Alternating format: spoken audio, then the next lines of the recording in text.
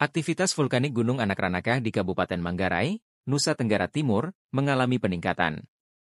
Badan Geologi Kementerian Energi dan Sumber Daya Mineral, ESDM, telah meningkatkan status aktivitas gunung tersebut dari level 1, normal, menjadi level 2, waspada, mulai 3 Desember 2024 pukul 8 WITA.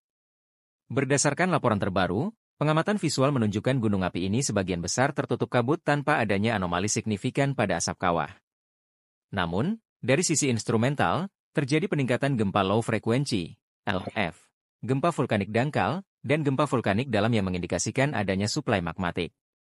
Selain itu, sebanyak 57 gempa tektonik lokal dan 132 gempa tektonik jauh tercatat selama periode pengamatan 1 November hingga 2 Desember 2024.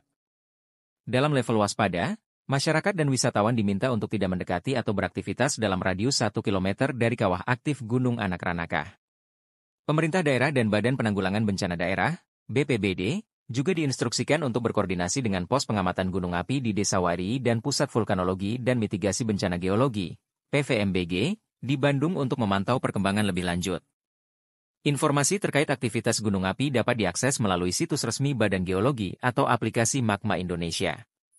Status aktivitas akan dievaluasi secara berkala atau jika terjadi perubahan signifikan.